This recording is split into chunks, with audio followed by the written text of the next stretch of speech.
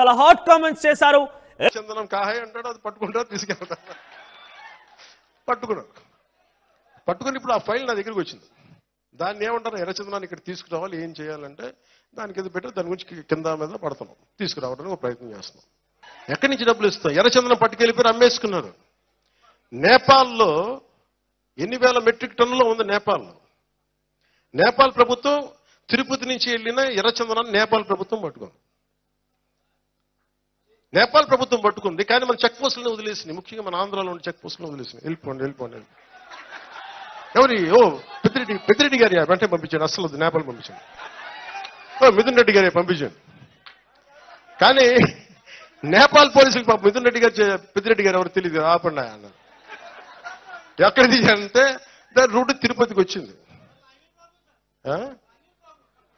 Language problem వాళ్ళకే ఉంది. వాళ్ళకి ఎర్రచందనం ఒకటే లాంగ్వేజ్ కదా.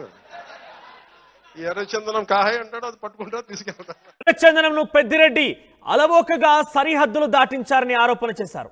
ఇక పెద్దిరెడ్డి బండ్లు అంటే ఎవరు కూడా ఆపేవారు కాదని పవన్ కళ్యాణ్ చాలా ఘాటైనటువంటి కామెంట్స్ చేశారు.